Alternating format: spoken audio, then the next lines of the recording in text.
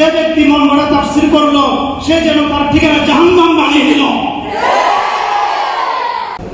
আলহামদুলিল্লাহ ওয়াহদাহু والصلاة والسلام على من لا نبي بعده أما بعد فأعوذ بالله من الشيطان الرجيم بسم الله الرحمن الرحيم يا أهل الكتاب قد جاءكم رسولنا يبين لكم كثيرا مما كنتم تخفون من الكتاب ويعفو عن كثير قد جاءكم من الله نور وكتاب مبين يهدي به الله من اتبع رضوانه سبل السلام ويخرجهم من الظلمات إلى النور بإذنه ويهديهم إلى صراط مستقيم وقال الله تعالى قل إنما أنا بشر مثلكم يوحى إلي أنما إلهكم إله واحد وقال رسول الله صلى الله عليه وسلم أول ما خلق الله نوري أو كما قال عليه الصلاة والسلام ঐতিহ্যবাহী মুরাদাবাদ আজিজিয়া মাদ্রাসা কর্তৃক আয়োজিত আজকের এই সিরাত সেমিনারের সম্মানিত সভাপতি বিজ্ঞ বিচারক মণ্ডলী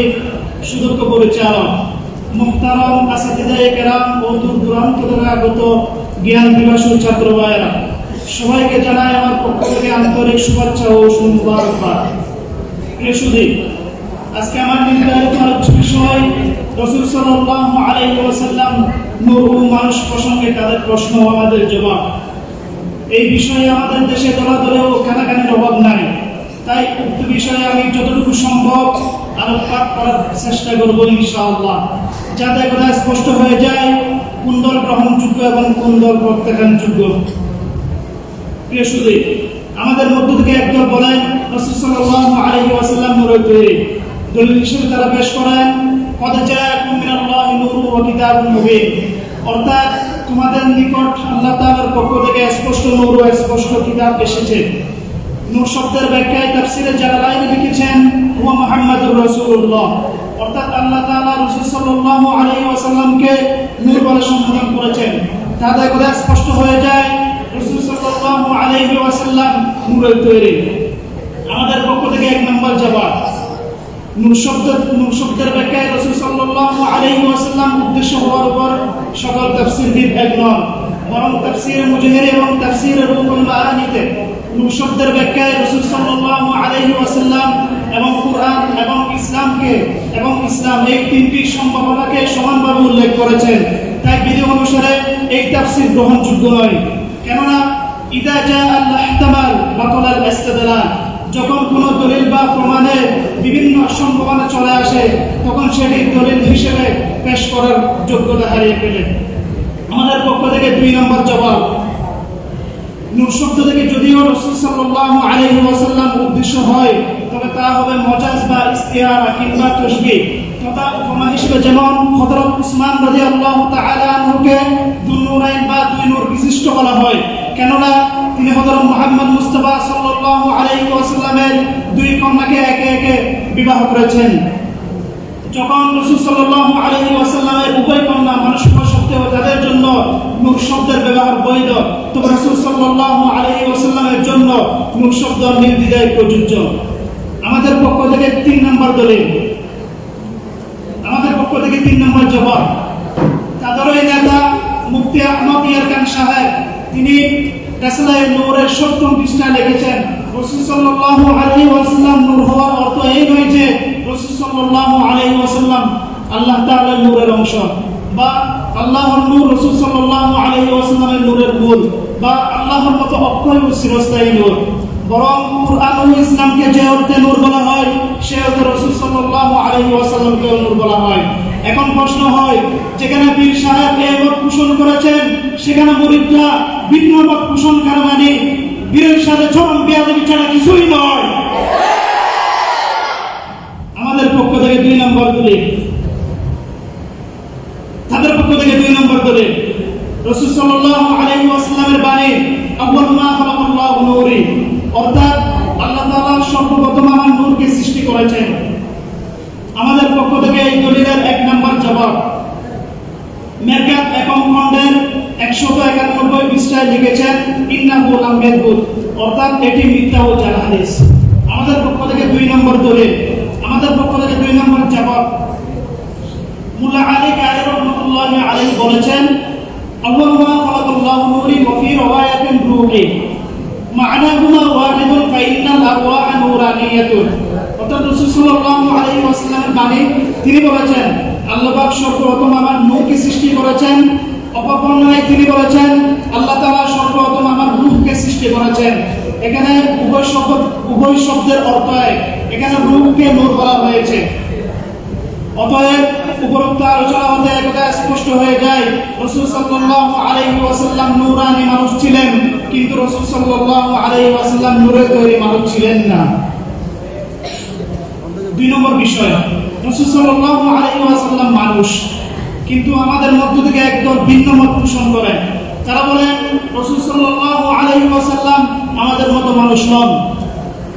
আমাদের পক্ষ থেকে 1 নম্বর দলিল, আমাদের প্রত্যেককে যখন মায়ের পেটে রূপ দেওয়ার সময় হয়, তখন আল্লাহ তাআলার হুকুমে একজন ফেরেশতা কিছু মাটি এনে মায়ের পেটে দেয়, অথবা রূপ দেওয়া হয়। তদ্রূপ মা আমিনার পেটে যখন মুহাম্মদ সাল্লাল্লাহু আলাইহি ওয়াসাল্লামের রূপ দেওয়ার সময় হয়, তখন আল্লাহ তাআলার হুকুমে একজন ফেরেশতা কিছু মাটি এনে মায়ের পেটে দিয়ে দেয়, অথবা রূপ দেওয়া হয়। এখান থেকে স্পষ্ট বোঝা যায় রাসূল সাল্লাল্লাহু আলাইহি ওয়াসাল্লাম মাটির তৈরি। আমাদের 2 নম্বর দলিল, আল্লাহ তাআলার বাণী, কুল ইন্নামা আনা বাশারুম মিসলুকুম। হে নবী, আপনি তাদেরকে বলে দিন নিশ্চয় আমি তোমাদের মতো মানুষ। কিন্তু কোন কোন আলেম আয়াতের ব্যাখ্যা এমন করেন যা বিভ্রান্তিকর ছাড়া কিছুই নয়। যেমন তাদের নেতা মাওলানা আহমদ ইয়ারকান সাহেব বলেন, এখানে বলা হয়েছে কুল ইন্নামা আনা বাশারুম মিসলুকুম। হে নবী, আপনি বলুন কথাটি দ্বারা একতার দিকে ইঙ্গিত দেওয়া হয়েছে যে বশর করাটা রাসূল সাল্লাল্লাহু আলাইহি ওয়াসাল্লামের জন্য নির্দিষ্ট। কেননা এখানে এই কথা বলা হয়নি কুলু ইন্নামা হুয়া বাশারুন মিসলুনা। হে মানুষ সকল, তোমরা বলো রাসূল সাল্লাল্লাহু আলাইহি ওয়াসাল্লাম আমাদের মতো মানুষ। উক্ত আয়াতের ব্যাখ্যা যে ভুল অনুমান করা, তার কয়েকটি প্রমাণ তুলে ধরছি ইনশাআল্লাহ। 1 নম্বর, হযরত উমর রাদিয়াল্লাহু তাআলা আনহু একটি কবিতা বারবার আবৃত্তি করেছেন, যেটি হযরত জুহাইর ইবনে আবি সালমা হযরত মুহাম্মদ মুস্তাফা সাল্লাল্লাহু আলাইহি ওয়াসাল্লামের প্রশংসা করতে গিয়ে বললেন, লাউ কুনতা মিন শাইইন সিওয়া বাশারিন কুনতাল মুনাওয়ারা লাইলাতাল বাদরি। অর্থাৎ হে নবী, আপনি বশর তথা মানুষ না হয়ে যদি অন্য কিছু হতেন, তবে আপনি পূর্ণিমার রাতের পূর্ণেন্দু হতেন। এখন প্রশ্ন হয়, যদি বশর বলাটা রাসূল সাল্লাল্লাহু আলাইহি ওয়াসাল্লামের জন্য নির্দিষ্ট হয়, তবে হযরত উমর রাদিয়াল্লাহু তাআলা আনহুর মতো এত বড় সাহাবী কিভাবে কবিতাটি বারবার আবৃত্তি করেছেন, যেখানে রাসূল সাল্লাল্লাহু আলাইহি ওয়াসাল্লামকে মানুষ বলা হয়েছে? 2 নম্বর প্রমাণ, কোন শব্দ বলতে যদি এই কথা বোঝানোর উদ্দেশ্য হয়, কোন শব্দটি রাসূল সাল্লাল্লাহু আলাইহি ওয়াসাল্লামের জন্য নির্দিষ্ট, অন্য কারোর জন্য নয়। তবে কুল হুয়াল্লাহু আহাদ রাসূল সাল্লাল্লাহু আলাইহি ওয়াসাল্লামের জন্য নির্দিষ্ট হবে। কেননা এখানে কুল শব্দটি বিদ্যমান রয়েছে। অতএব আয়াতের অর্থ হবে, হে নবী, আপনি বলুন আল্লাহ তাআলা এক, অন্য কারোর জন্য এই কথা বলার অনুমতি নাই। আর যার বিন্দু পরিমাণ ঈমান রয়েছে তার জন্য এই ব্যাখ্যা গ্রহণ করা সম্ভব নয়।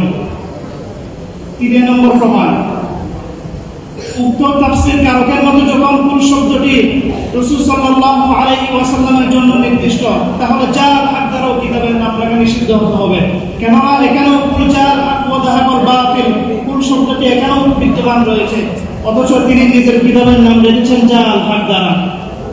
অতএব উপরোক্ত আলোচনা হতে একথা প্রমাণিত হয় যে মাওলানা আহমদ ইয়ারকান সাহেবের কুল শব্দের ব্যাখ্যা ভুল ও মন গড়া ছাড়া কিছুই নয়। প্রিয় সুধী, আমরা একথা বুঝাতে পারলাম যে রাসূল সাল্লাল্লাহু আমরা একথা বুঝাতে পারলাম যে উক্ত আয়াত দ্বারা একথা বোঝানো যায় না যে কোন শব্দ দ্বারা রাসূল সাল্লাল্লাহু আলাইহি ওয়াসাল্লাম যে বশর করাটা রাসূল সাল্লাল্লাহু আলাইহি ওয়াসাল্লামের জন্য নির্দিষ্ট। আর যার বিন্দু পরিমাণ ঈমান রয়েছে তার জন্য এমন মন গড়া তাফসীর করা ও মেনে নেওয়া মোটেও সম্ভব নয়। আর বাংলার জমিনে যারা এমন দুঃসাহস দেখায়, আমি তাদেরকে স্পষ্ট ভাষায় বলতে চাই, রাসূল সাল্লাল্লাহু আলাইহি ওয়াসাল্লাম ইরশাদ করেছেন, মান ফাসসারাল কুরআন বিরাইহি ফাকাদ ইয়াতাবাওয়া মাকআদাহু মিনান নার। যে ব্যক্তি মন গড়া তাফসীর করলো, সে যেন তার ঠিকানা জাহান্নাম বানিয়ে দিল। প্রিয় সুধী,